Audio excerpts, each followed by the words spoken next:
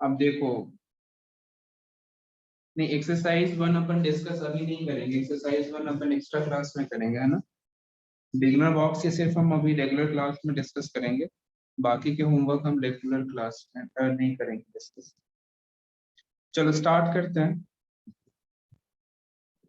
हो जाएगा 15 मिनट में हो जाएगा कंप्लीट। देखो सबसे पहले क्वेश्चन नंबर 3, देखो क्वेश्चन नंबर 3 हमें सिंपली इस तरीके के स्फीयर दिया गया और 4 points P Q R S, ठीक है। इधर एक पॉइंट है एस, इधर क्यू, इधर आर और इधर पी, ठीक है।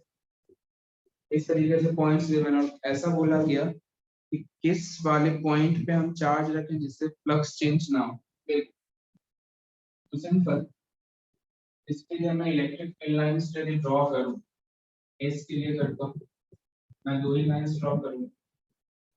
ध्यान से देखिए, हमें क्लियरली दिख रहा है कि जितने फील्ड लाइंस एंटर हो रही है उतनी फील्ड लाइंस बाहर भी जा रही है ना। तो एंटर जितना है उतना ही बाहर जाने वाली, इसका मतलब कि नेट फ्लक्स कितना प्रोड्यूस करेगा, जीरो।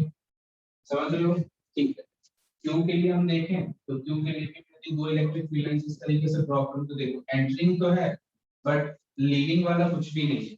मतलब ये इलेक्ट्रिक फील्ड लाइंस इस सरफेस से एंटर हुई है बट निकली तो है नहीं क्योंकि सरफेस क्लोज तो है नहीं।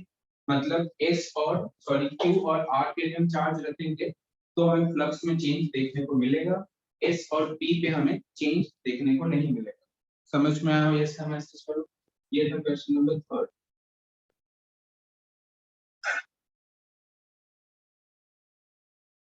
क्या किसको समझ नहीं आया? एक मिनट।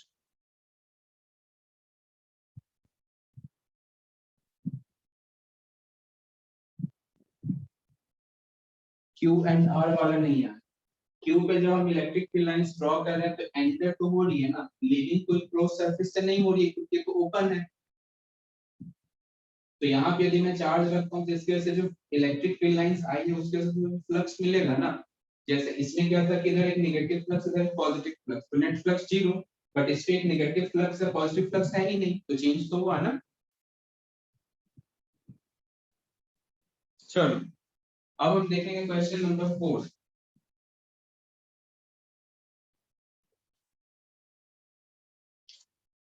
समझ में आया क्या?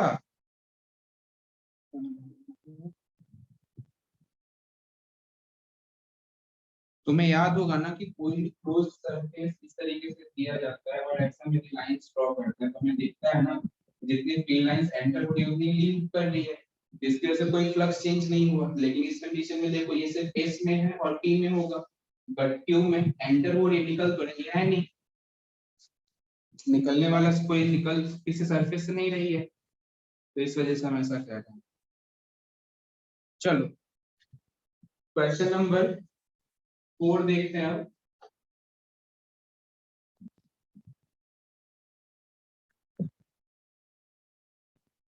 देखो क्वेश्चन नंबर 4 में क्या गिवन, एक हमारे पास क्यूब है और इधर हमारे पास एक कोई चार्ज रॉड है, ठीक है। एक कोई चार्ज रॉड है, लेंथ हमें एल गिवन है और वेलोसिटी वी। लेंथ एल और इधर हमने वेलोसिटी वी दिया हुआ है और इस क्यूब का लेंथ या फिर जो भी स्क्वायर होगा L/2, ठीक है। अब सोचो क्यूब ही है, L/2 सोच के देख, ये L/2 ये L, कहने का मतलब ये मानो हमारे पास L लेंथ के कोई रॉड है, इसे मैं एंटर करा तो तुम क्या देखोगे कि मेरा चार्ज इनक्लूज इंक्रीज होते जा रहा है। जैसे जैसे अंदर जाओगे चार्ज इनक्लूज इंक्रीज, मतलब फ्लक्स बढ़ेगा। कब तक? जब तक कि L/2 ना हो जाए, जब तक कि हाफ लेंथ अंदर की चली जाती है सपोज करो L/2, तब तक इंक्रीज।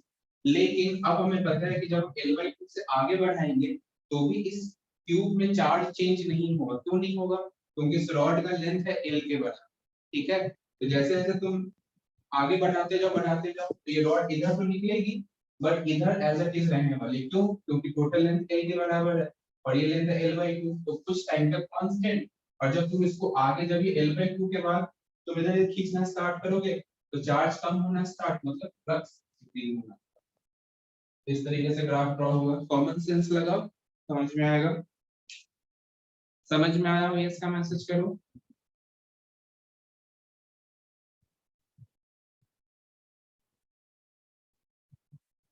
बढ़िया।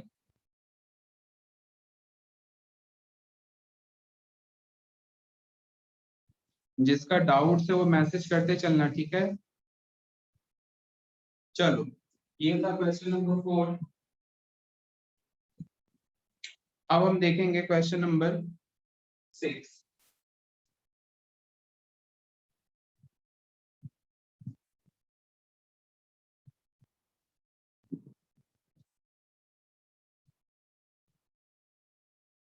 क्वेश्चन नंबर 6 में क्या गिवन है? 5 किसने मैसेज किया? क्या 5 में डाउट है प्रखर?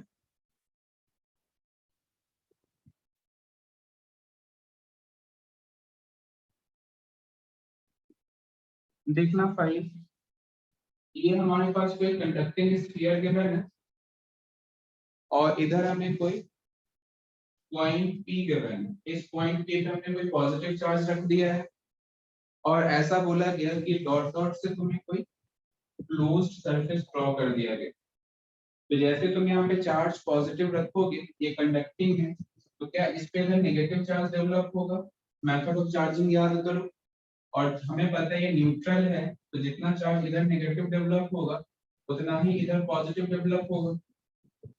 तो इस क्लोज्ड सरफेस की बात करूं, इस क्लोज्ड सरफेस में चार्ज कैसा इनक्लोज हुआ है? पॉजिटिव। तो फ्लक्स कैसा होगा?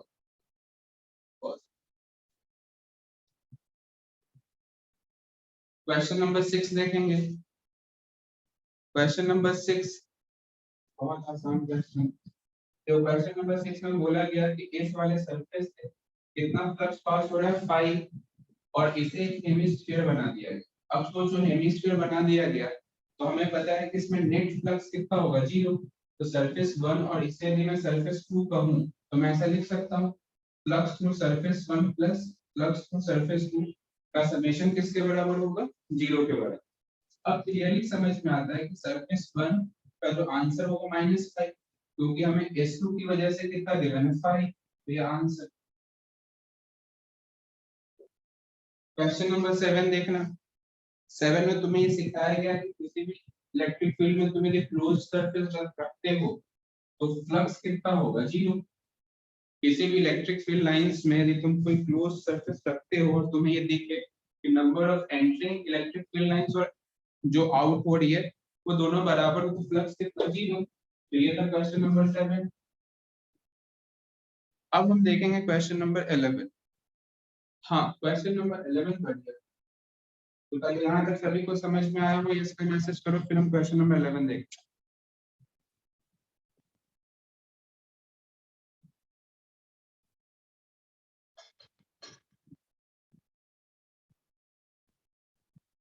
चलो, क्वेश्चन नंबर 11 बढ़िया क्वेश्चन।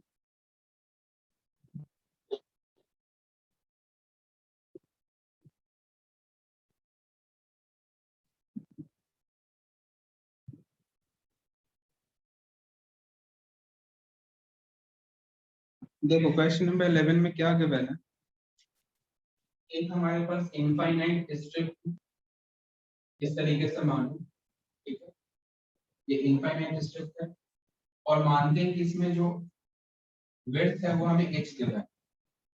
इसे 3D में विजुअलाइज करना और इधर से कुछ d डिस्टेंस अवे कोई पॉइंट चार्ज q प्लेस किया गया, तो इससे कितना फ्लक्स पास हुआ है ये हमसे पूछ लिया गया है।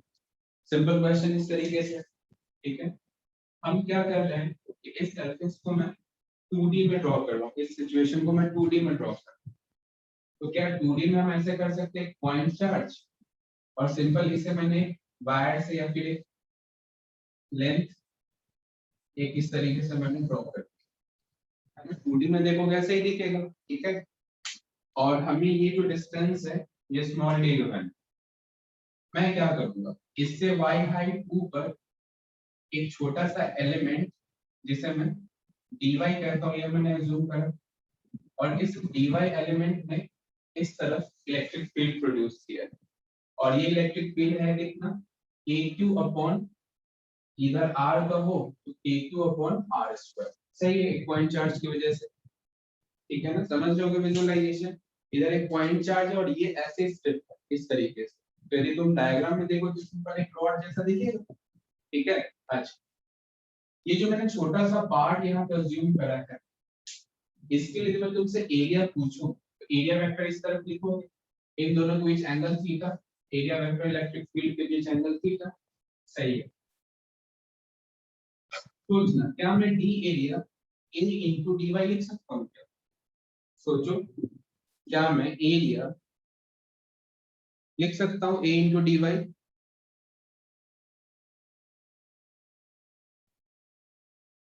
सही है ना? हाँ। अब एरिया में जैसे ही लिख रहा हूँ, यदि मैं तुमसे कहूँ कि मुझे फ्लक्स लिख के बताओ, तो फ्लक्स तो हम सिंपली ऐसे लिखेंगे ई डॉट एरिया, और ई है कितना?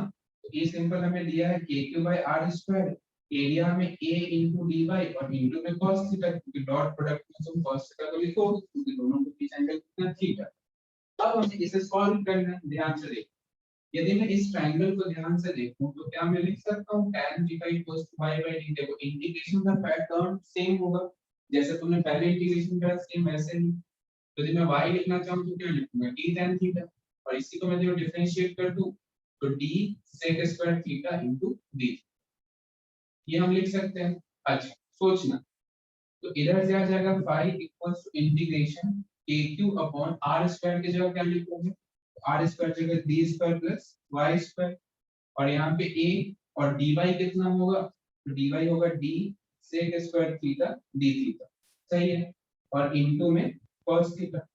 अब सोचना ध्यान से, d square plus y square को यदि हम सोचे, d square plus y square, यहाँ पे y की जगह d tan थीटा रखेंगे, तो इधर मैं साइड में लिख रहा हूँ, ध्यान से देखो, तो क्या ये टर्म ऐसा बनेगा कि क्यू मैं बाहर निकाल देता हूँ और इनको भी बाहर निकाल देता हूँ, ठीक है।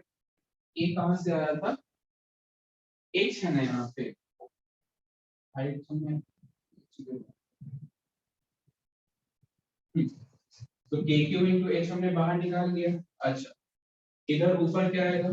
देखना d sec स्क्वायर थीटा, नीचे कितना आएगा? d square sec square theta into cos theta d theta, यही आएगा। तो इससे कैंसिल, बाहर निकाल लो, तो a Q H upon d bracket में cos theta d theta minus pi by 2 से प्लस पाई बाय 2 तक लिमिट जाएगा, बस सॉल्व कर लेते हैं। अब तुम्हें पता है cos का इंटीग्रेशन sin, और sin में जब लिमिट रखो तो 2 तक कम आ जाएगा बाहर। ये है आंसर। एक बार अच्छे से इंटीग्रेशन देखो, इस टाइप का इंटीग्रेशन तुम ऑलरेडी कर चुके हो।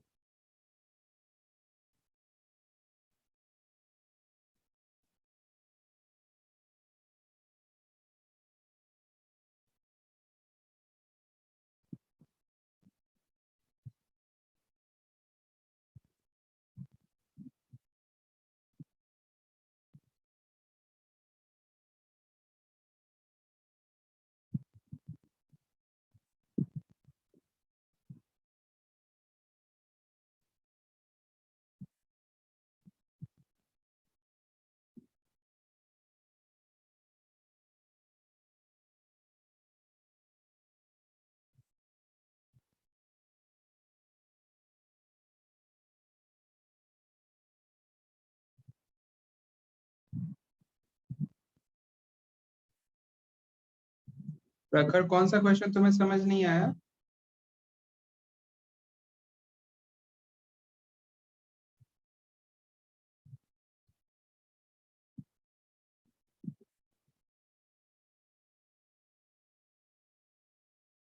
आ गया सिर्फ, ओके।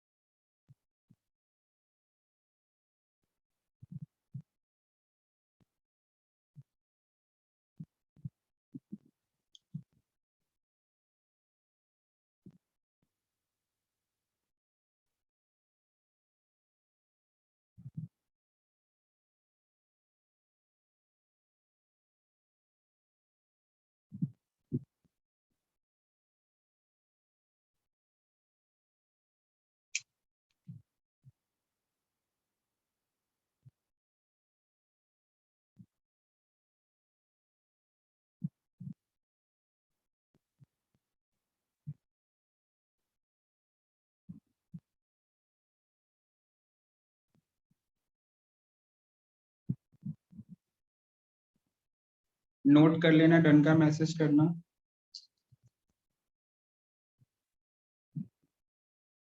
और इस क्वेश्चन को एक बार घर पे जरूर प्रैक्टिस कर लेना।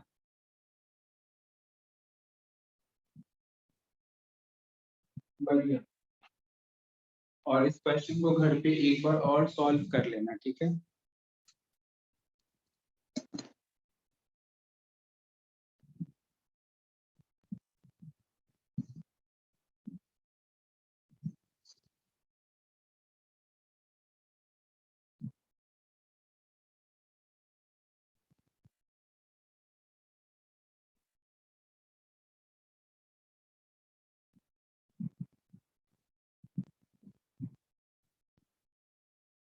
हाँ यार, माइक कनेक्टेड नहीं है।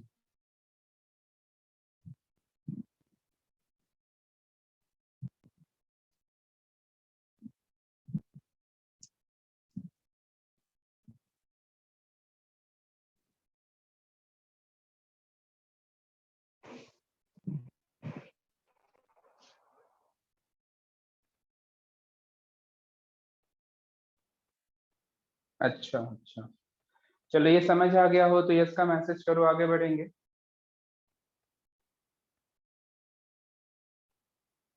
देखना नेक्स्ट, देखो नेक्स्ट, नेक्स्ट क्वेश्चन है 12। देखो क्वेश्चन नंबर 12 देखते हैं।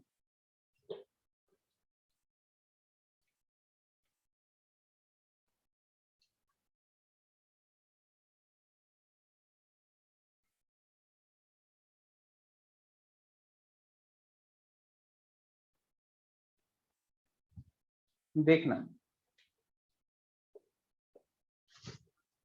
क्वेश्चन नंबर 12 में तुम्हें कुछ इस टाइप का डायग्राम दिया गया है।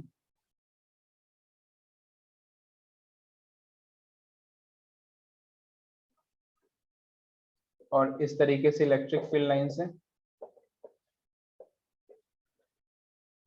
और ये एंगल तुम्हें दिया गया 53। ऐसा ही डायग्राम है क्या, एक बार देखो।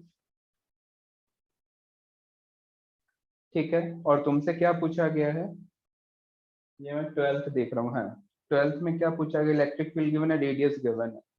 इलेक्ट्रिक फील्ड और रेडियस गिवन है। सिंपल सोचो, यदि मैं तुमसे कहूं कि इस वाले सरफेस का प्रोजेक्शन एरिया कैसा होगा, ये जो मैंने कर्व सरफेस बनाया इसका प्रोजेक्शन एरिया कैसा होगा, डिस्क जैसा होगा। और एरिया वेक्टर किस तरफ होगा, ऊपर की तरफ, इलेक्ट्रिक फील्ड इस तरफ, तो ये एंगल क्या मैं 37 कह सकता हूँ। इजी क्वेश्चन पूछा है जिसने भी पूछा है, E इंटू ए कॉस 37। अब बस यहाँ पे वैल्यू पुट करो, आंसर निकाल लो। और यहाँ जो एरिया है ये कैसा स्ट्रक्चर बनेगा, इसका डिस्क जैसा। एरिया कितना लोगे, pi R square. Projection area starting से एक्सप्लेन करता है और इस टाइप का क्वेश्चन हमने किया भी है। चलो समझ आया, ये इसका मैसेज करो। नेक्स्ट क्वेश्चन 13 भी करा हुआ है क्वेश्चन।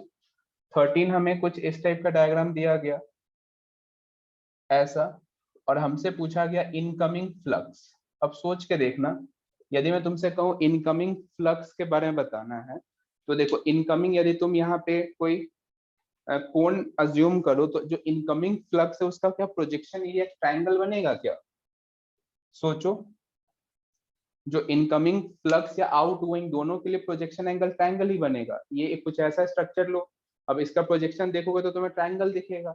अब सिंपल, हमें ट्रायंगल तो दिख गया, तो ट्रायंगल में ये एरिया कितना, ये लेंथ कितना लिखोगे 2r, ये कितना लिखोगे h। सही है ना। और बस ट्रायंगल का एरिया लिखो, तो area half into H into 2r, और इलेक्ट्रिक फील्ड E माइनस लगा देना, तो आंसर कितना आ जाएगा ERH।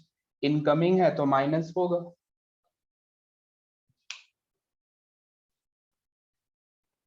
क्वेश्चन नंबर 13 समझ में आया हो, इसका मैसेज करो।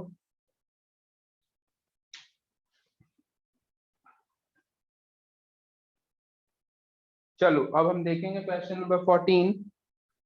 देखना क्वेश्चन नंबर 14 भी इजी है। अभी 12 13 तो बहुत आसान था,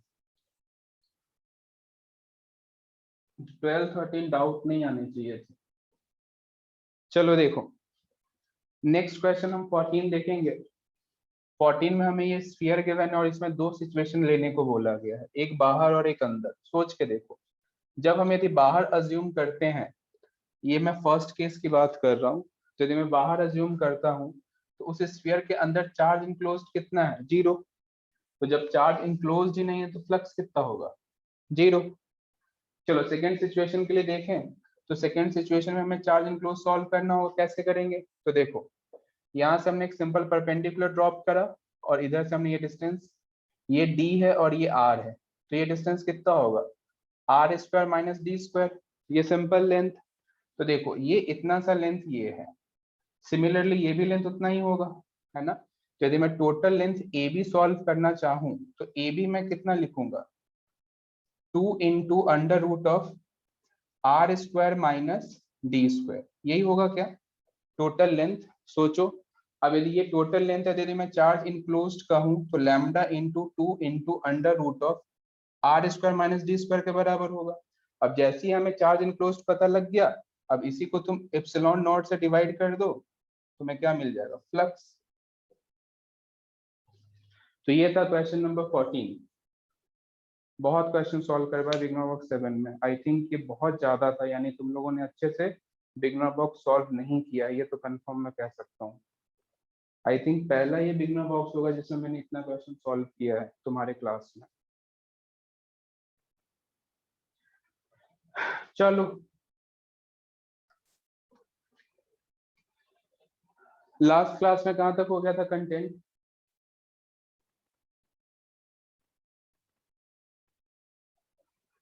अब देखो ना सबके चार चार डाउट्स हैं, एक एक डाउट से इसी में इतना हो गया, बताओ।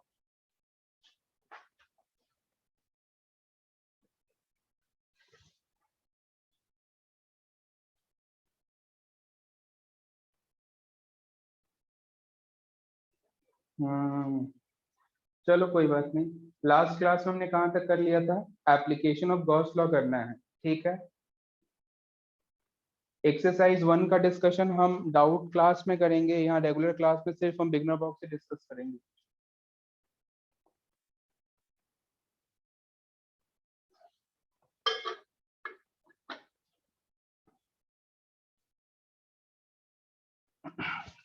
हाँ कॉमन डाउट्स होते तो जल्दी हो जाता, सही बोल रहे हो, बट कुछ क्वेश्चंस तो बाकी में इजी थे, तुम भी ये चीज एक्सेप्ट करोगे।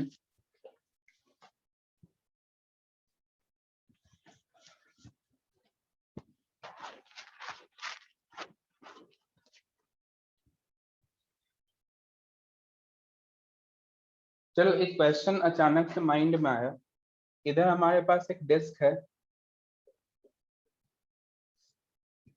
डिस्क, और इधर रेडियस मानो r के बराबर, और इस डिस्क से x डिस्टेंस अभी हमने कोई पॉइंट चार्ज क्यू प्लेस किया है, x डिस्टेंस अभी हमने कोई पॉइंट चार्ज प्लेस किया है।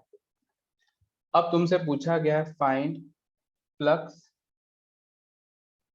थ्रू दिस डिस्क, करो तो सॉल्व।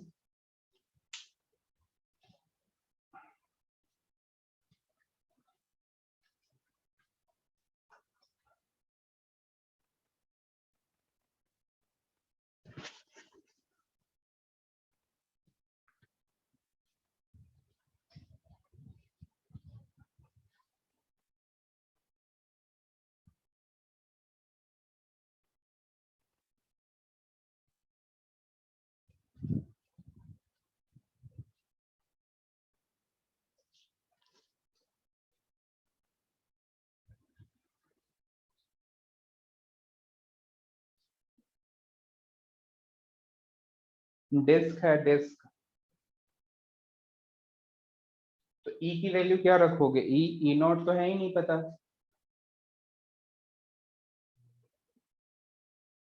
ये क्वेश्चन जल्दी से सॉल्व करो। और इधर ये एंगल थीटा गिवन है, या तुम निकाल भी सकते हो थीटा ना भी गिवन होगा तो भी।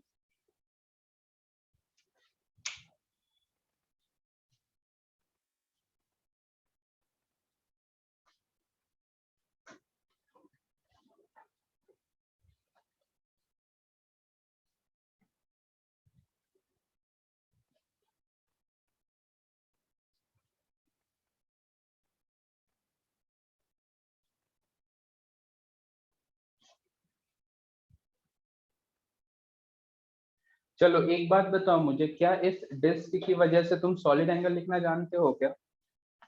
इस डिस्क की वजह से सॉलिड एंगल लिखना जानते हो क्या? बिल्कुल। कितना लिखते हैं बताओ? यदि मैं सॉलिड एंगल को ओमेगा से लिखूं तो क्या मैं लिख सकता हूँ 2 पाई इंटू 1 - cos थीटा? ये लिख सकता हूँ क्या? 2 पाई ब्रैकेट में 1 - cos थीटा। सही है। अब जैसे हम ये लिखते हैं तो एक चीज सोच के देखना कि 4 पाई एंगल में कितना है फ्लक्स। 4 पाई एंगल मतलब 4 पाई सॉलिड एंगल से कितना फ्लक्स प्रोड्यूस होता है? Q not upon epsilon not, या क्यू अपॉन इप्सिलॉन नॉट कहो। तो एक की वजह से कितना कंट्रीब्यूशन होगा? Q upon epsilon naught into 4 पाई, यही तो होगा। अब इतना सॉलिड एंगल से कितना होगा? तो Q upon 4 pi epsilon naught into 2 pi 1 - cos theta. इससे कैंसिल होगा और phi equals to Q divide by 2 epsilon naught 1 - cos theta. ये आएगा क्या आंसर? और सोचो यदि मुझे cos थीटा की वैल्यू रखनी हो यदि, तो मैं लिख सकता हूँ Q upon 2 epsilon naught 1 - cos theta. क्या लिखोगे बताओ? X upon under root of R square plus X square. समझ आया हो? यस का मैसेज करो। तो कैसे हमने इसे सॉलिड एंगल से डील करा, समझ में आया क्या?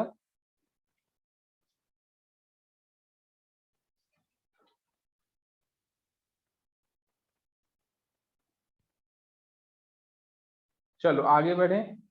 यहाँ तक समझ में आ गया हो? यस का मैसेज करो, आगे बढ़ते हैं। चलो हेडिंग लिखना अब, एप्लीकेशन ऑफ गॉस थ्योरम।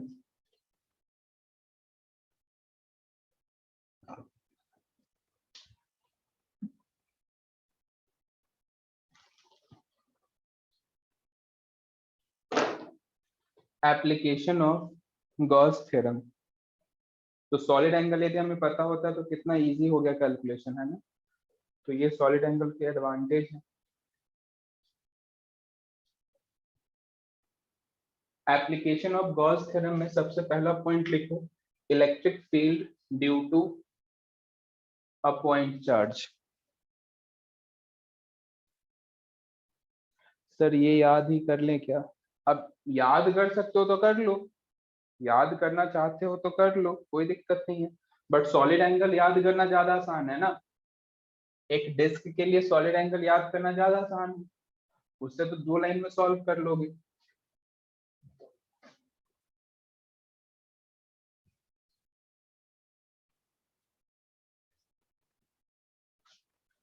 हाँ सॉलिड एंगल बिल्कुल, वो तो याद करना ही है ना, वो तो कंपलसरी है, वो बिना याद के कैसे हम बता सकते हैं? वो तो याद होना ही चाहिए। चलो सबसे पहला पॉइंट लिखो, electric field due to point charge. अच्छा, electric field due to point charge.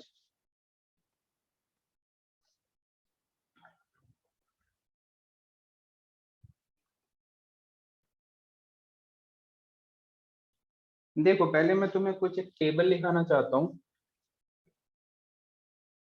देखो पहले समझो एक पॉइंट, हम जो गॉसियन सरफेस की हम बात करते हैं ना, जो गॉसियन सरफेस मैंने कहीं कहीं लिखा भी होगा गॉसियन सरफेस, ये गॉसियन सरफेस काफी इंपॉर्टेंट रोल प्ले करता है। ऐसा नहीं है कि हम कोई भी जनरल स्ट्रक्चर ड्रॉ करें और उसे हम गॉसियन सरफेस कहते हैं, ये कहना गलत है। ये काम सिर्फ और सिर्फ तुम फ्लक्स निकालने के लिए कर सकते हो। इन केस कोई भी रैंडम स्ट्रक्चर देके और गॉसियन सरफेस क्वेश्चन में एग्जाम में दिया हो तो हम उसे गॉसियन सरफेस मानेंगे, ठीक है। यदि हमें क्वेश्चन में कह दिया जाए कि इसे तुम गॉसियन सरफेस अज्यूम करो तो हम मान लेंगे कि गॉसियन सरफेस है। लेकिन जब हमें खुद से गॉसियन सरफेस ड्रॉ करना हो तो हमें कुछ पॉइंट्स माइंड में रखने चाहिए, जैसे सिमेट्री। बिना सिमेट्री मतलब सिमेट्री होगा, किसी भी सरफेस को तुम ड्रॉ करने से पहले उसके डिफरेंट डिफरेंट पॉइंट्स पे चेक करोगे क्या ये इस डिफरेंट डिफरेंट पॉइंट्स पे इलेक्ट्रिक फील्ड मुझे सेम मिल रहा है क्या। समझ रहे हो ना? तो यदि सेम इलेक्ट्रिक फील्ड मिले तो ही तुम गॉसियन सरफेस वैसा अज्यूम कर सकते हो। जैसे मैं कुछ सिचुएशन के लिए गॉसियन सरफेस कैसा ड्रॉ करेंगे ये मैं तुम्हें बता रहा हूँ। जैसे पहले देखो, इधर मैं चार्ज डिस्ट्रीब्यूशन लिख रहा हूँ और इधर गॉसियन सरफेस, और इस तरफ है हमारे पास इलेक्ट्रिक फील्ड। देखो ध्यान से, चार्ज डिस्ट्रीब्यूशन में मैं सबसे पहले बात करूंगा पॉइंट चार्ज। Point charge. अब पॉइंट चार्ज की वजह से हम कैसा लेंगे गॉसियन सरफेस? तो स्फेरिकल। कैसा लेंगे? तो स्फेरिकल। एक सिंगल पॉइंट चार्ज होगा तो पॉइंट चार्ज की वजह से गॉसियन सरफेस कैसा लेना है हमें? स्फेरिकल। इलेक्ट्रिक फील्ड की डायरेक्शन किधर होगी बताओ? रेडियल। तो डायरेक्शन ऑफ इलेक्ट्रिक फील्ड किधर लिखोगे? रेडियल। ठीक है। जैसे एक सिंपल एग्जांपल से बताऊं, जैसे मानो ये पॉइंट चार्ज है क्यू, तो यदि मैं इसकी वजह से इलेक्ट्रिक फील्ड लाइन यदि ड्रॉ करना चाहूँ तो कुछ ऐसा ड्रॉ कर सकते हैं, और यहीं पे हम एरो दें इस तरीके से। अब मुझे इसके लिए गॉसियन सरफेस ड्रॉ करना है, तो मैं कैसा ड्रॉ करूंगा? स्फेरिकल। 2D में भले ही तुम्हें सर्कल दिख रहा हो, लेकिन ये एक्चुअल में कैसा है? स्फेरिकल। क्यों करा स्फेरिकल? सोचो, यदि मैं तुम्हें डिफरेंट पॉइंट यहाँ ए बी सी अज्यूम करके सोच के बताऊं, तो क्या ए बी सी पे हमें इलेक्ट्रिक फील्ड का मैग्नीट्यूड सेम मिलेगा क्या? यदि तुम कूलम्ब्स लॉ से समझो तो सेम मिलने वाला है। अच्छा सोचना, हाँ, और सोचना, यहाँ पे यदि मैं एक छोटा सा एरिया ए पे या बी पे या सी पे कहीं भी एक छोटा सा एरिया यदि मैं मानता हूँ, तो क्या इलेक्ट्रिक फील्ड और एरिया वेक्टर का डायरेक्शन सेम डायरेक्शन में है क्या? सोचो, इलेक्ट्रिक फील्ड और एरिया वेक्टर सेम डायरेक्शन में है ना? तो इन सभी पॉइंट्स में मुझे सिमेट्री दिख रहा है।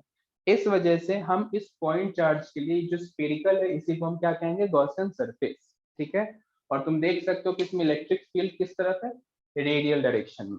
तो ये पहली कंडीशन के लिए लिखो, यदि कोई चार्ज पॉइंट चार्ज गिवन हो तो इसका हम गॉसियन सरफेस कैसा ड्रॉ करेंगे? स्फेरिकल। और इलेक्ट्रिक फील्ड की डायरेक्शन किधर? रेडियल। नोट करना।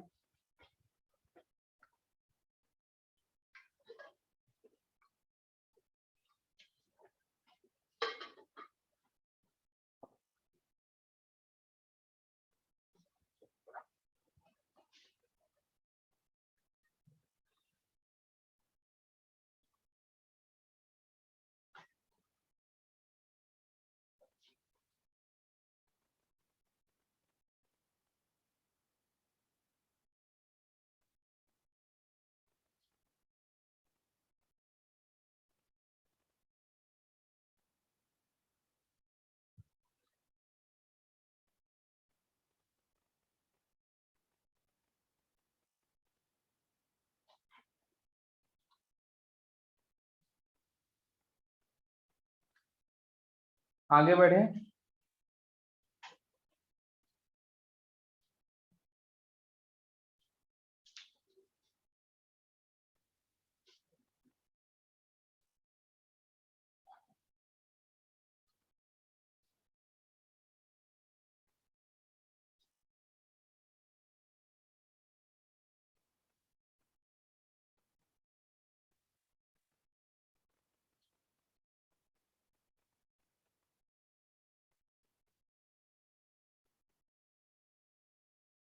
देखो हम दूसरे सरफेस की बात करेंगे।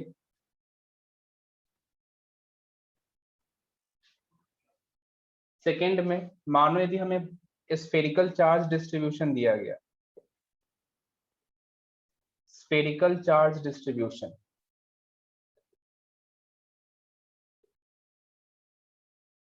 तो स्फेरिकल चार्ज डिस्ट्रीब्यूशन के लिए भी हम गॉसियन सरफेस कैसा मानेंगे? स्फेरिकल।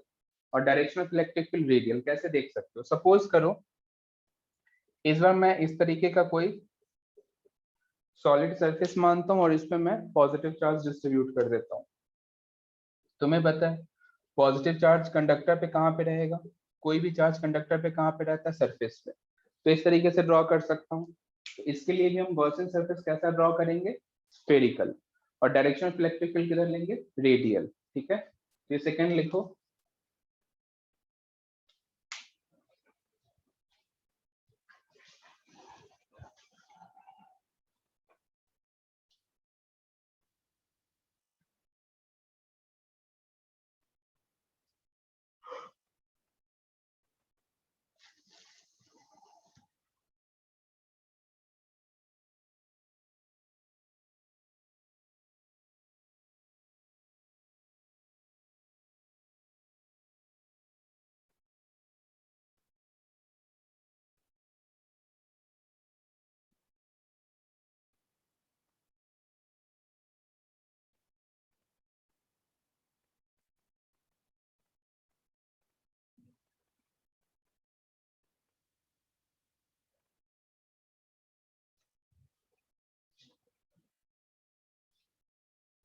नोट कर लियो, डन का मैसेज करो।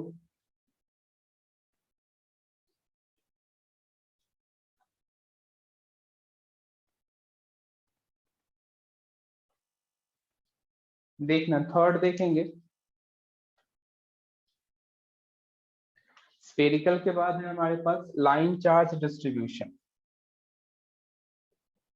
लाइन चार्ज डिस्ट्रीब्यूशन, तो लाइन चार्ज के लिए हम कैसा मानेंगे, सिलेंड्रिकल। लाइन चार्ज के लिए हम गॉसियन सरफेस कैसा मानेंगे, सिलेंड्रिकल, बिल्कुल सही। और डायरेक्शन किधर लेना है, रेडियल डायरेक्शन में। देखना ड्रॉ कर रहा हूं डायग्राम।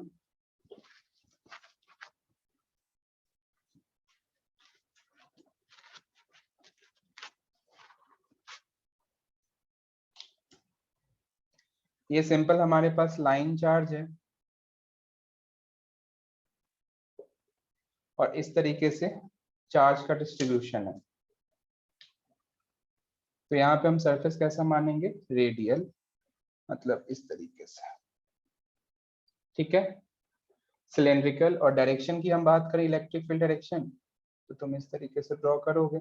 ये तुम्हें 3D में विजुअलाइज करना है, ऐसा नहीं कि सिर्फ इसी प्लेन में, मैं जो जिस प्लेन में ड्रॉ कर रहा हूँ उसी प्लेन में, ऐसा नहीं है। जैसे मानो ये कोई लाइन चार्ज है, तो इधर इलेक्ट्रिक फील्ड इस तरीके से, फिर ऐसे, समझ लो ना, डिफरेंट डिफरेंट इस तरीके से चारों तरफ ही है ऐसे। तो ये लाइन चार्ज डिस्ट्रीब्यूशन के लिए हमें कैसा सरफेस मानना है, सिलेंड्रिकल, और डायरेक्शन फिर से रेडियल।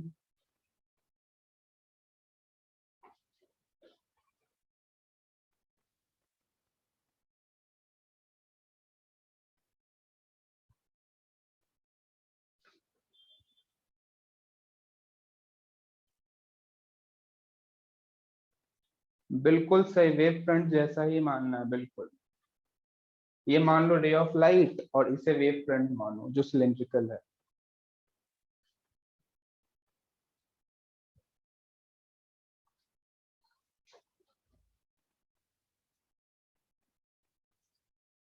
चलो आगे बढ़े क्या।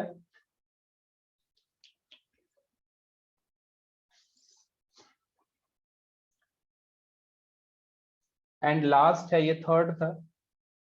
अब हम फोर्थ देखेंगे। फोर्थ है हमारे पास प्लेनर चार्ज।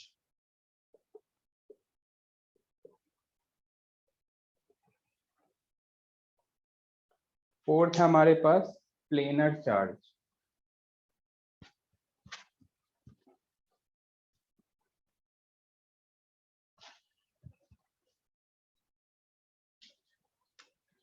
देखो ये सिंपल हमारे पास ये प्लेनर चार्ज है, और इधर ये स्ट्रक्चर।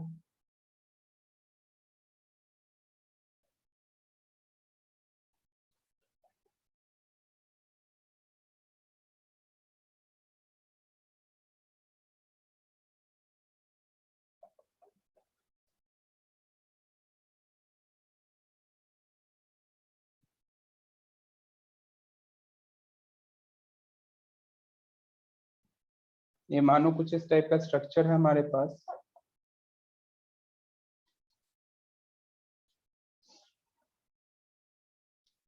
ठीक नहीं बना ये, छोटा। पॉजिटिव चार्ज है तो इस तरीके से हम डिस्ट्रीब्यूट कर सकते हैं,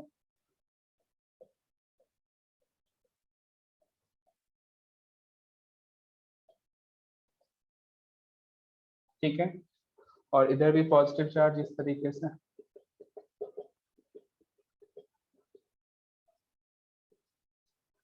तो इधर ये इनफाइनाइट शीट और ये इनफाइनाइट प्लेट, भले ही मैंने ऐसे ड्रॉ करा है, बट लेंथ और विड्थ को तुम्हें क्या मानना है, इनफाइनाइट, ठीक है। तो इसमें हम गॉसियन सरफेस कैसा अज्यूम करेंगे, सिलेंड्रिकल। सिलेंड्रिकल मतलब इस तरीके से, ये हमारे पास गॉसियन सरफेस है, और दूसरा गॉसियन सरफेस है ये, है ना। तो ये हमारे पास दो गॉसियन सरफेस है दोनों सिचुएशन के लिए, और दोनों में कैसा मानना है, मैं सिलेंड्रिकल। चलो नोट कर लिए हो तो डन का मैसेज करो।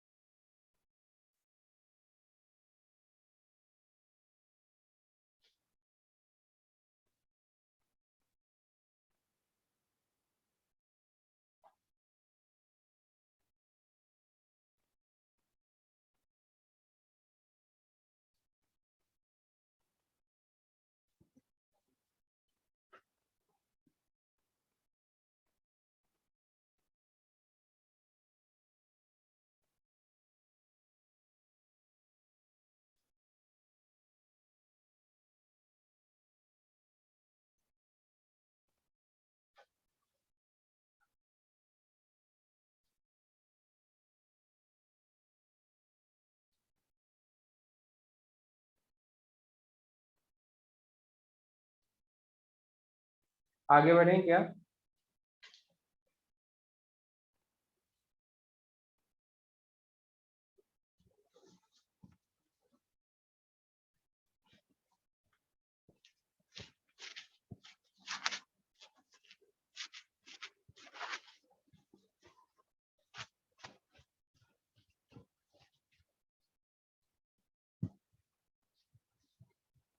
चलो अब हम पॉइंट चार्ज से इलेक्ट्रिक फील्ड देखेंगे, ध्यान से देखना। ये हमारे पास है कोई पॉइंट चार्ज है मानो क्यू। तो इलेक्ट्रिक फील्ड लाइन से यदि मैं ड्रॉ करूं तो कुछ इस तरीके से हम कर सकते हैं। एरो किधर देंगे? बाहर की तरफ। और इसमें यदि मैं गॉसियन सरफेस ड्रॉ करूं तो कुछ ऐसा होगा, स्फेरिकल टाइप। ठीक है। और फिर से एक्सप्लेन करूं तो इधर यदि मैं एरिया वेक्टर इधर एन कैप मानूं, इलेक्ट्रिक फील्ड भी सेम डायरेक्शन में है तो दोनों ही सेम डायरेक्शन में, तो cos थीटा 0, मतलब थीटा यहाँ पे 0 तो cos थीटा इक्वल्स टू 1 के बराबर। अब यदि मैं फ्लक्स के इक्वेशन को कंपेयर करूं तो क्या मैं लिख सकता हूँ E इंटू डी एरिया का closed integral equals to Q enclosed upon epsilon naught. ये लिख सकते हैं क्या? E into D area equals to Q enclosed upon epsilon naught. अब सोचो, इसके लिए यदि हम r डिस्टेंस पे इलेक्ट्रिक फील्ड लिखना चाहें तो क्या लिखेंगे? के क्यू बाई आर स्क्वायर। और देखो ये कांस्टेंट है क्योंकि यहाँ पे सब जगह कांस्टेंट है, तो इसे मैं चाहूँ तो बाहर निकाल सकता हूँ। और integration of D A, Q enclosed Q के बराबर, और डी ए का इंटीग्रेशन कितना होगा? ये स्फीयर है तो 4 पाई r स्क्वायर। तो लिखूं K Q by R square into 4 pi r square equals to, कर क्या रहा हूं मैं, मुझे इलेक्ट्रिक फील्ड सॉल्व करना है ना। तो E इंटू, मैं पहले रिजल्ट लेके चल रहा हूँ। तो E equals to D area कितना आएगा? 4 pi r square equals to Q upon epsilon naught. तो E equals to Q divided by 4 pi epsilon naught r square. तो देखो इस रिजल्ट पे तुम ध्यान से देखो, तो ये रिजल्ट तुमने कुलाम्स लॉ से भी अपन ने डिराइव किया था। तो कहने का मतलब सिंपल है कि कुलाम्स लॉ और गॉस लॉ ये दोनों आपस में इंटर रिलेटेड है, रिजल्ट सेम आ रही है। देखो ध्यान से, पॉइंट चार्ज की वजह से हमने r डिस्टेंस पे इलेक्ट्रिक फील्ड यही लिखा था, और इस मेथड से भी सॉल्व करने पे आंसर हमें यही मिल रहा है। ठीक है, नोट करना।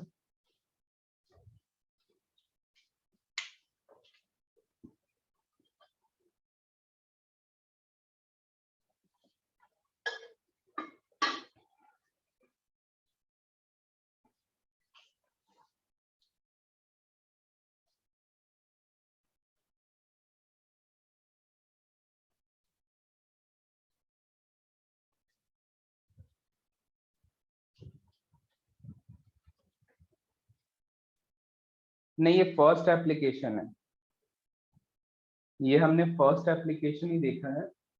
Electric field due to point charge जो लिखे हो ना, उसी में इसे कंटिन्यू करना।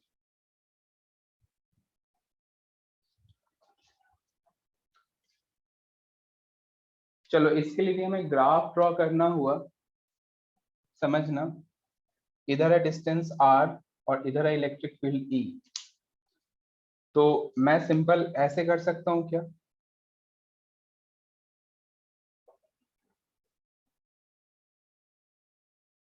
ऐसे सिंपल, क्योंकि डायरेक्शन हम वही ले रहे हैं। इस तरफ यदि है तो इलेक्ट्रिक फील्ड हम पॉजिटिव कह रहे हैं, और इस तरफ यदि डायरेक्शन है तो इधर हम इलेक्ट्रिक फील्ड नेगेटिव कह रहे हैं। तो ग्राफ ऐसा ही ड्रॉ करेंगे।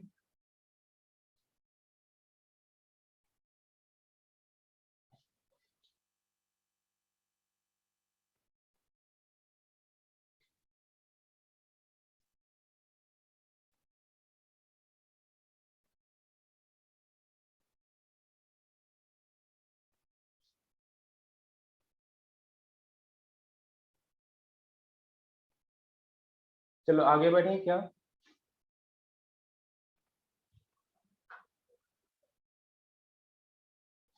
नेक्स्ट देखना, नेक्स्ट लिखो, next application second, electric field due to, electric field due to uniform conducting solid sphere और hollow sphere. Electric field due to uniform conducting charged solid sphere and hollow sphere.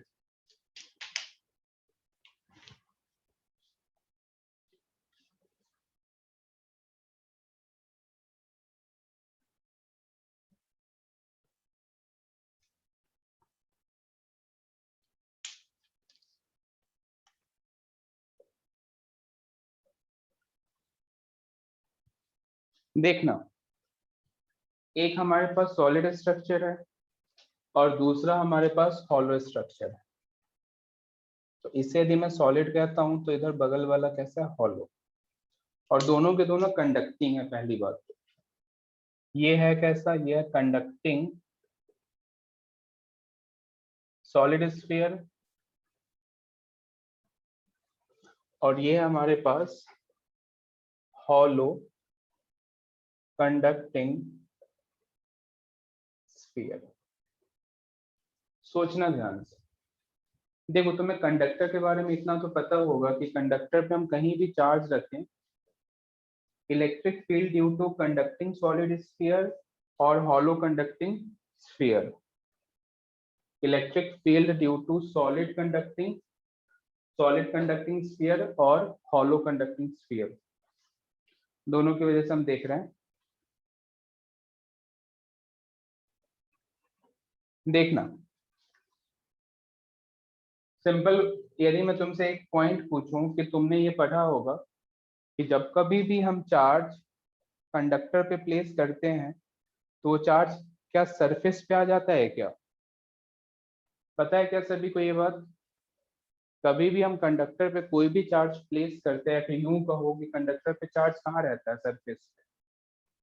क्यों रहता है surface पे, ये मैं तुम्हें explain कर रहा हूँ, ध्यान से सुनना। देखो, तुम्हें शायद ये भी पता होगा कि कंडक्टर के पास फ्री इलेक्ट्रॉन्स बहुत सारे होते हैं। पता है क्या? कंडक्टर के पास फ्री इलेक्ट्रॉन्स बहुत सारे होते हैं, ये पता होगा। तो फ्री इलेक्ट्रॉन्स का क्या काम है? फ्री इलेक्ट्रॉन्स मतलब वो एक तरह से कैरियर का काम करता है। जैसे सपोज करो ये सॉलिड स्फीयर पे मैंने पॉजिटिव चार्ज प्लेस करा, तो हुआ क्या कि पॉजिटिव चार्ज दो फ्री इलेक्ट्रॉन के पास चले गए। अब वो एक तरीके से देखा जाए तो कैरियर की तरह काम करने लग जाएगा। अब दो पॉजिटिव चार्ज पे कैसा फोर्स लगेगा, रिपल्स है। अब सोचो दो पॉजिटिव चार्ज खुद में देखा जाए तो कहाँ पे रहना पसंद करेगा, मैक्सिमम डिस्टेंस पे इतना पॉसिबल हो सके। अब हमें पता है कि मैक्सिमम डिस्टेंस कब पॉसिबल होगा, जब एक चार्ज इस कॉर्नर पे हो एक चार्ज इस कॉर्नर पे, यही पॉसिबिलिटी है। या फिर यूं कह लो मिनिमम पोटेंशियल एनर्जी मेंटेन करे, क्योंकि स्टेबिलिटी तो तभी आती है ना जब सिस्टम के पास पोटेंशियल एनर्जी कम हो। पढ़े होगे केमिस्ट्री में। तो सिंपल समझो के Q1 Q2 divide by are, तो जितना आर ज्यादा होगा उतना पोटेंशियल एनर्जी कम। तो इतना समझ में आता है कि हमें सिस्टम को स्टेबलाइज करने के लिए दोनों चार्ज के बीच डिस्टेंस मैक्सिमाइज करना होता है। और ये भी पता है कि चार्ज कभी बॉडी को छोड़ के तो जाना है नहीं, रिमूव मतलब उस सरफेस को छोड़ के तो जाना है नहीं। तो कहने का सिंपल सा मतलब है कि चार्ज कहाँ पे स्टे करेगा, at the maximum distance means surface पे। समझ में आया हो तो इसका मैसेज करो। एंड कंडक्टिंग स्फीयर की बात करें, हॉलो की बात करें, तो इस पे भी हम चार्ज किधर ड्रॉ करेंगे, सरफेस पे। तो तुम ध्यान से देखो, सॉलिड हो या हॉलो हो, सॉलिड हो या हॉलो हो, यदि दोनों कंडक्टिंग है तो देखो चार्ज का जो डिस्ट्रीब्यूशन पैटर्न है वो सेम है ना। यदि मैं से हॉलो मानू या सॉलिड मानू, तो जो चार्ज का डिस्ट्रीब्यूशन पैटर्न है वो ऑलमोस्ट सेम है, ऑलमोस्ट 100% सेम है। इसलिए हम दोनों को एक साथ ही डील कर रहे हैं। ठीक है। अब देखो इसके अंदर भी चार्ज नहीं है और इसके अंदर भी चार्ज नहीं है। हाँ, इसमें डिफरेंस क्या है कि इसके अंदर मटेरियल है, इसके अंदर मटेरियल नहीं है। हाँ, मटेरियल होने से भी इसको तो कोई फायदा मिला नहीं, क्यों? क्योंकि चार्जेस तो सरफेस पे रहना है, और इधर मटेरियल रहे ना रहे चार्ज को तो अल्टीमेटली सरफेस पे ही रहना है। कुछ समझ रहे हो क्या? हम ये दोनों को एक साथ डील क्यों कर रहे हैं, इसका रीजन समझ में आया हो तो इसका मैसेज करो।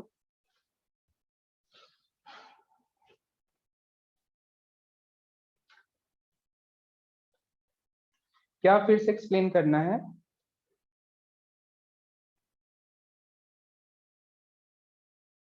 चार्ज सरफेस पे कैसे रहेगा ये क्या? देखो सिंपल सोचो, यदि मैं तुम्हें कहूँ कि दो पॉजिटिव चार्ज पे यहाँ से रिलीज करो, तो ये दोनों कब कहाँ पे जाके रुकेंगे? इंफिनिटी पे, है कि नहीं? क्योंकि दोनों में एक फोर्स लग रहा होगा और दोनों के पास एक वेलोसिटी होगी, तो अल्टीमेटली कहाँ पे रुकेगा? इंफिनिटी पे, या यूं कह लो इंफिनिटी पे जीरो पोटेंशियल है कि नहीं? तो स्टेबिलिटी कहाँ पे मिला? इंफिनिटी पे। तो कहने का मतलब है कि दो पॉजिटिव चार्ज मैक्सिमम सेपरेशन जहाँ पे मेंटेन हो सकता है, जो पॉसिबल हो, वहां पे रहना पसंद करेंगे। अब यहाँ पे बहुत सारे पॉजिटिव चार्जेस हैं, तो इनके लिए जो स्टेबल कंडीशन हो क्या है? एक इस कॉर्नर पे रहे, एक इस कॉर्नर पे रहे। और ऐसा क्यों हो रहा है? क्योंकि इसको कोई मूव कराने वाला इसके अंदर प्रेजेंट है। इसके अंदर कोई मान लो कि कोई ट्रांसपोर्टिंग सिस्टम प्रेजेंट है, बस ट्रक वगैरह प्रेजेंट है, जो उसे एक एक जगह से लेके दूसरी जगह तक पहुंचाने के लिए फ्री इलेक्ट्रॉन्स प्रेजेंट है। समझ रहे हो? तो जब फ्री इलेक्ट्रॉन्स प्रेजेंट है तो उसके पास ऑप्शन तो है अपने आप को मिनिमाइज, मतलब उसकी जो पोटेंशियल एनर्जी उसे मिनिमाइज करने की। अब सोचो, यदि तुम्हें पोटेंशियल एनर्जी का मैं इक्वेशन पूछूं, तो के Q1 Q2 divide by are कहते हैं, सिंपल। एक की वजह से पोटेंशियल, दूसरे का चार्ज। अब सोचो आर जितना ज्यादा उतना पोटेंशियल एनर्जी कम, है ना? तो आर ज्यादा कब होगा? जब ये मैक्सिमम सेपरेशन पे हो। तो ये भी हम एक्सप्लेनेशन दे सकते हैं कि क्यों कंडक्टिंग सरफेस पे चार्ज, मतलब क्यों कंडक्टिंग स्फीयर पे चार्ज सरफेस पे प्रेजेंट होता है। चलो यहाँ तक हो गया, समझ में अच्छे से आ गया हो तो इसका मैसेज करो, आगे देखेंगे। अब हम इसके डिफरेंट डिफरेंट पॉइंट्स पे इलेक्ट्रिक फील्ड सॉल्व करेंगे, ठीक है? डिफरेंट डिफरेंट पॉइंट मींस एक बार हम पॉइंट अंदर अज्यूम करेंगे, तो जहां पे हमने पॉइंट अज्यूम करा उससे इंक्लूड करते हुए एक मैंने सॉलिड, मतलब एक स्फीयर, मतलब गॉसियन स्फीयर, हम मतलब गॉसियन सरफेस हमने ड्रॉ कर लिया, ठीक है? ये रेडियस किसके बराबर है? आर के। सोच के बताना, पहला केस ले रहा हूं मैं कि आर जो है वो लेस देन है कैपिटल आर। आर किसके बराबर है? Less than capital are.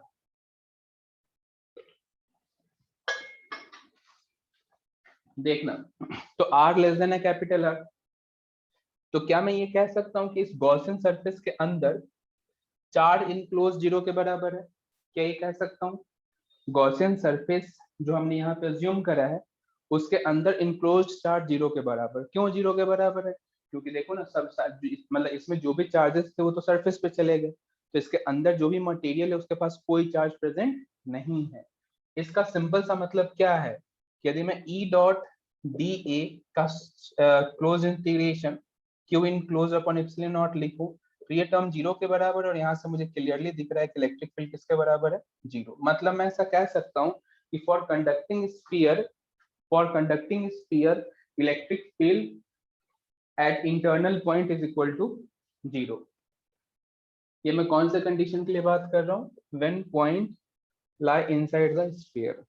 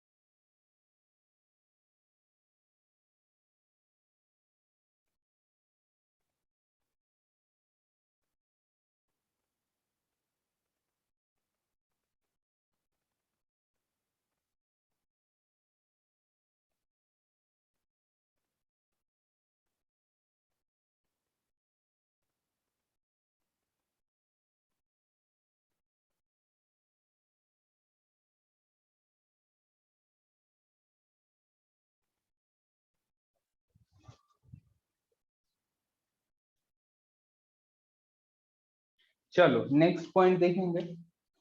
Second point में कह रहा हूं कि आर जो है वो इक्वल टू कैपिटल आर है।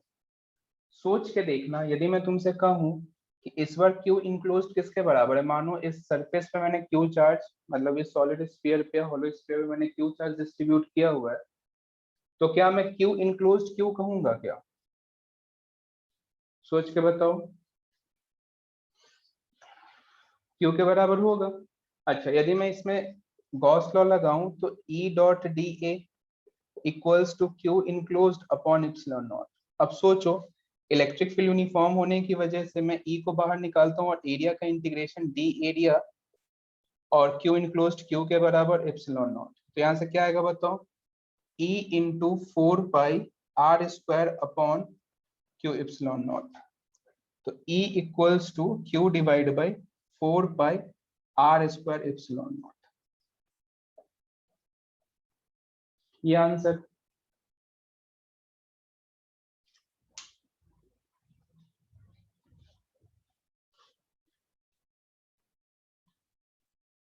तो ये कब हम कर रहे हैं? सरफेस पे। क्यू इनक्लोज्ड क्यू कैसे आया? देखो, यदि मैं तुमसे कहूं कि r equals to r assume करते हुए एक गॉसियन सरफेस ड्रॉ करो, तो गॉसियन सरफेस ऐसे ही ड्रॉ होगा जैसे हमने स्फीयर ड्रॉ किया है। तो क्या मैं नहीं कह सकता कि उस गॉसियन सरफेस के अंदर टोटल क्यू चार्ज इनक्लोज्ड है? जैसे हमने ये डॉट डॉट करके ड्रॉ किया ना, वैसे ये समझ लो। यहाँ पे एक ऑलरेडी लाइन ड्रॉ है, इस वजह से मैं नहीं कर रहा हूँ। इधर हमने एक ऑलरेडी स्फीयर ड्रॉ किया हुआ है, तो उसी पे कौन साइड होगा ऐसा समझना है तुम्हें।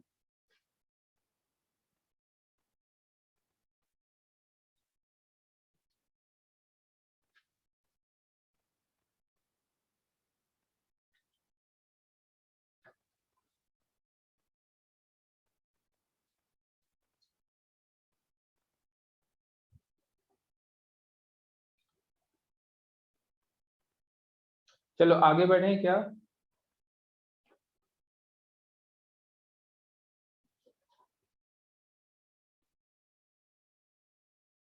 अब हम देख रहे हैं exterior point means small R greater than capital are.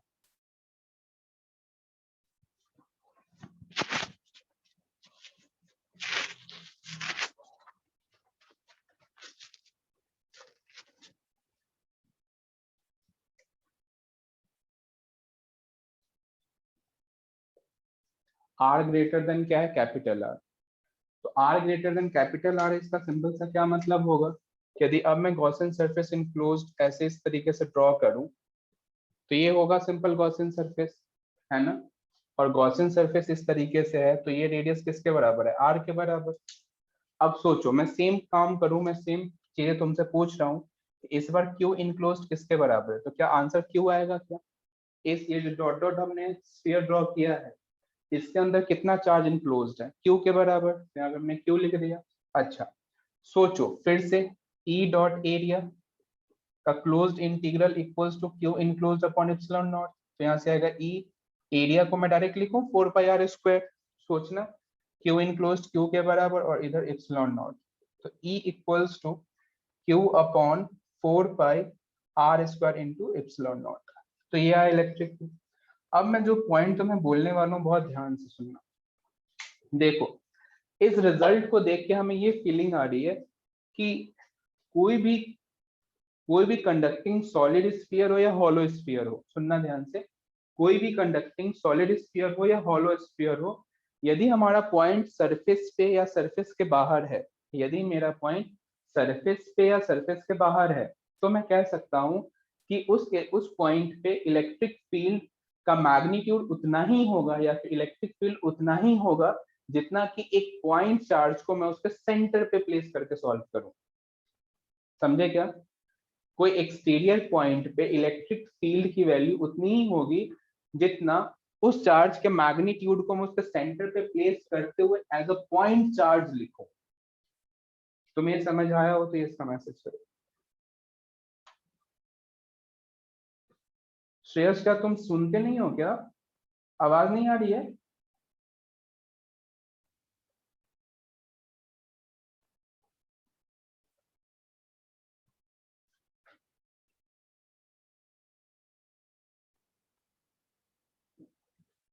देखो, मैं सिंपली ये कह रहा हूँ कि किसी भी एक्सटीरियर पॉइंट का क्या मतलब है? स्फीयर के बाहर के पॉइंट की बात कर रहा हूँ।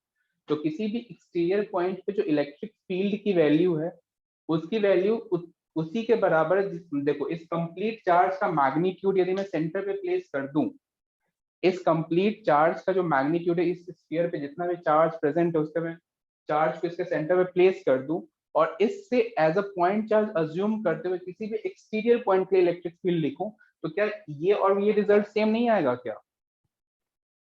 है ना, ये कहने का मतलब है कि कभी भी स्फीयर को तुम चाहो एक पॉइंट चार्ज से रिप्लेस करना तो कर सकते हो, लेकिन तभी करोगे जब पॉइंट चार्ज, जब तुम्हारा पॉइंट किधर हो, बाहर, स्फीयर के किधर, बाहर। यदि कभी भी इस तरीके का क्वेश्चन है, कोई स्फीयर है और मान लो पॉइंट पी, तो तुम चाहो तो इसे एक पॉइंट चार्ज से रिप्लेस कर सकते हो। जैसे मानो यहाँ पे क्यू नॉट चार्ज है, तो तुम इस कंप्लीट चार्ज को क्यू नॉट को सेंटर पे रख सकते हो और ये पॉइंट पी यहाँ पे है तो यहीं पे रहेगा और इससे डिस्टेंस ले लो। तो एक पॉइंट चार्ज की वजह से पी पे जितना इलेक्ट्रिक फील्ड की वैल्यू होगी, उतना ही इलेक्ट्रिक फील्ड की वैल्यू इस क्यू नॉट स्फीयर की वजह से होगी। सिंपल।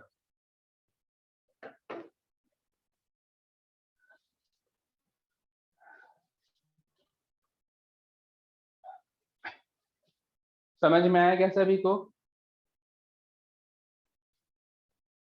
अच्छा अच्छा, कोई बात नहीं।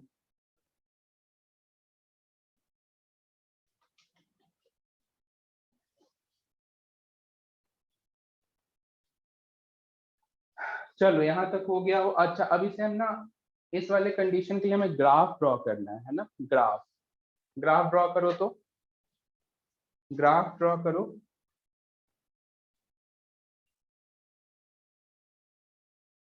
लिख सकते हो ना पॉइंट, लिख लो। For exterior point, for exterior point the net electric field due to solid conducting sphere or non-conducting sphere is same as a point charge placed at the center of a sphere.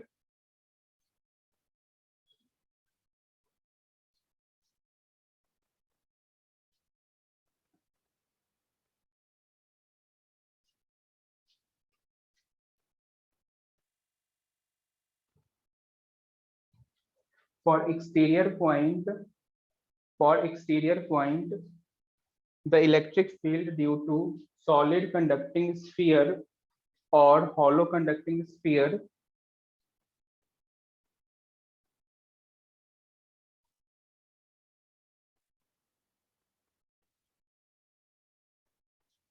solid conducting sphere or hollow conducting sphere, it's same as,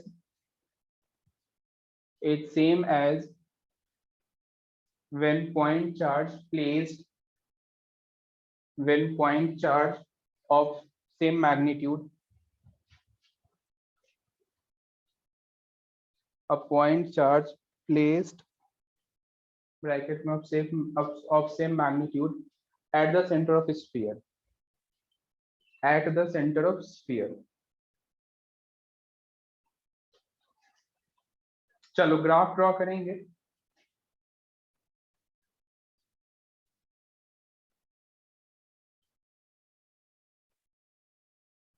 और ये same काम तुम gravitation में भी कर सकते हो, है ना। ग्रेविटेशन में भी जैसे सिंपल सोचो ना, ग्रेविटेशन मतलब अर्थ है, अर्थ के बाहर के किसी पॉइंट पे हमें ग्रेविटेशनल फील्ड निकालना है, तो उसके लिए हम डिस्टेंस कहाँ से लेते हैं, सेंटर ऑफ द अर्थ। तो कायदे से देखा जाए तो वहां भी हम यही काम कर रहे हैं कि जो भी अर्थ का मास है उसे हमने एक सेंटर पे अज्यूम किया हुआ है और एक पॉइंट मास की वजह से हम सॉल्व कर रहे हैं। ठीक है, चलो ग्राफ ड्रॉ करेंगे। इस तरफ है हमारे पास इलेक्ट्रिक फील्ड और इधर है हमारे पास आर। सोचना, जब R less than capital R है, जब R less than capital R है, तो क्या उस रीजन में हमें जीरो इलेक्ट्रिक फील्ड मिली थी क्या? इलेक्ट्रिक फील्ड कितना है बताओ, जीरो के बराबर। सिंपली ऐसा लाइन ड्रॉ करोगे। लेकिन जैसे ही r इक्वल्स टू r है, उस टाइम पे इलेक्ट्रिक फील्ड का मैग्नीट्यूड हमने क्या लिखा था, K Q by R square.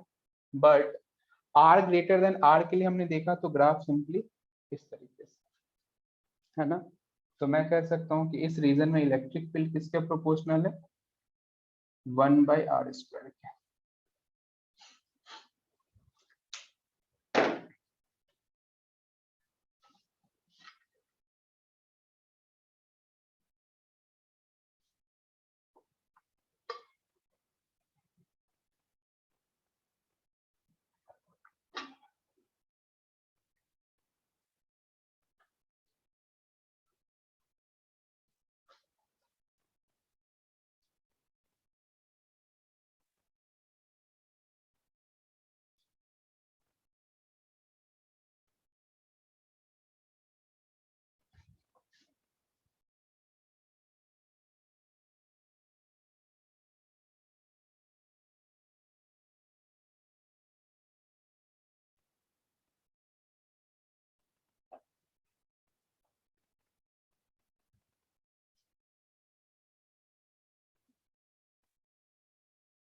बिल्कुल सही, बिल्कुल सही सोच रहे हो।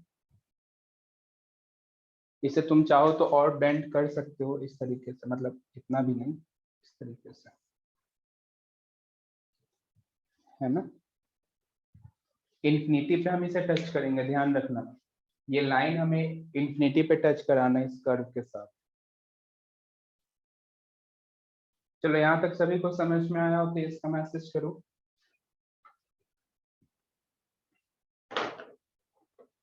चलो अब नेक्स्ट एप्लीकेशन से पहले मैं तुम्हें कुछ पॉइंट्स एक्सप्लेन कर रहा हूँ।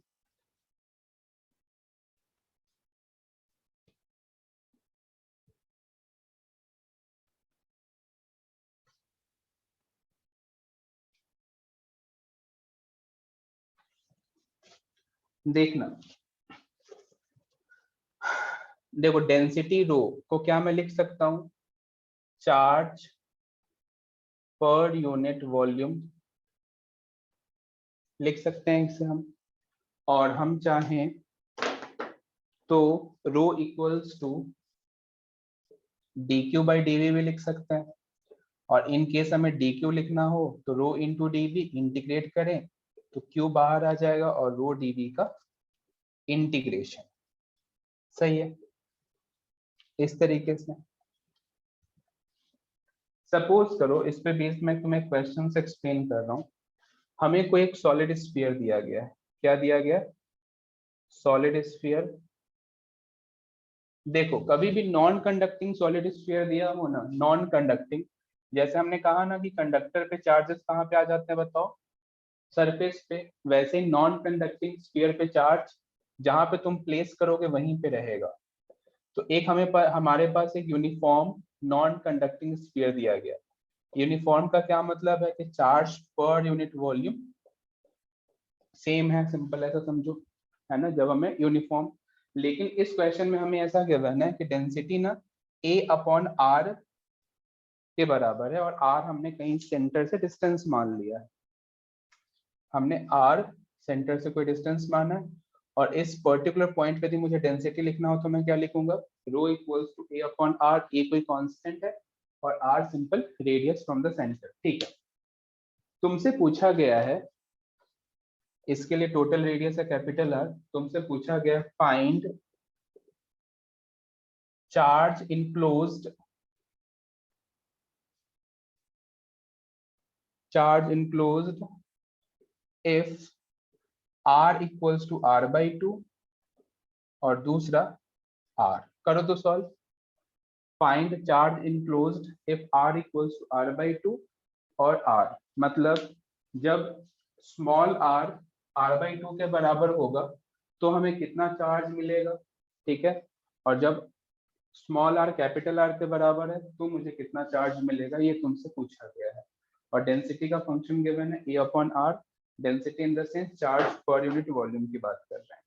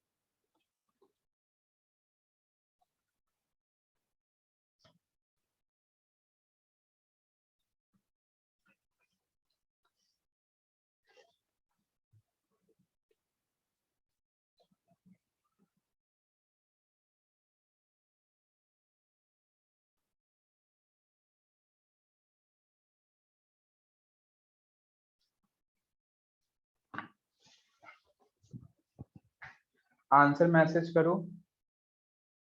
r³/18 and r³/9। ओके, देखते हैं ए का भी टर्म तो रहेगा ना आंसर में।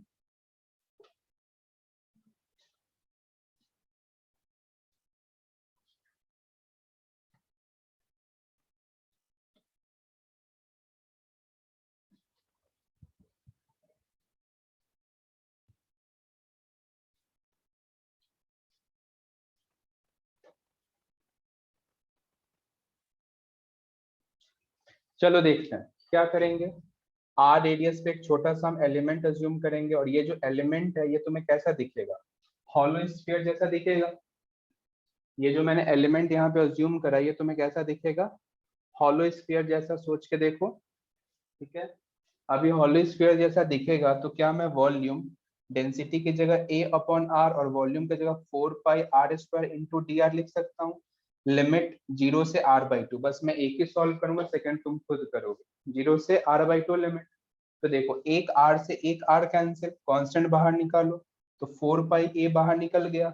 इंटीग्रेशन के बाद कितना आएगा, r²/2 लिमिट रखो 0 से r/2 तक, इससे ये कैंसिल करो तो देखो डायरेक्ट आंसर लिखूंगा 2πa इंटू r²/4, इससे कैंसिल। तो जो आंसर मुझे दिख रहा है πr²a/2, ये है फर्स्ट पार्ट का आंसर। किस किस का ये आंसर आया, ये इसका मैसेज करो πr²a/2, फर्स्ट पार्ट का आंसर।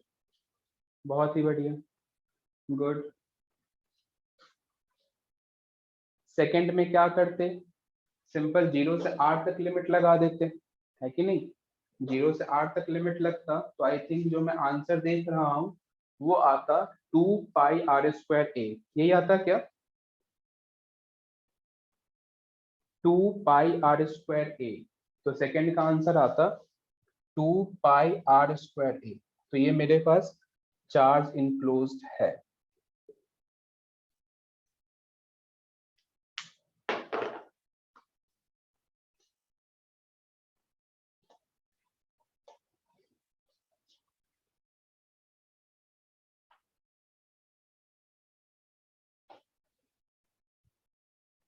चलो यहाँ तक सब कुछ अच्छे से समझ में आ गया हो तो एक बार यस का मैसेज करो।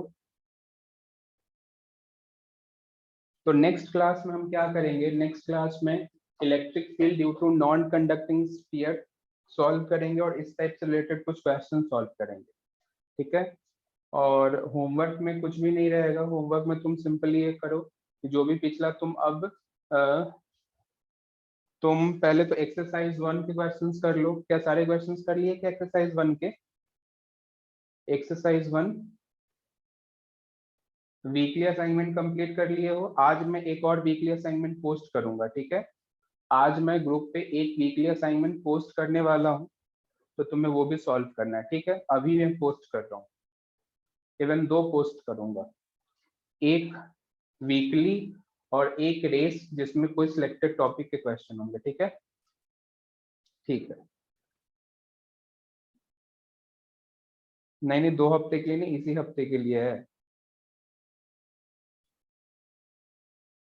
इस हफ्ते के लिए ही है।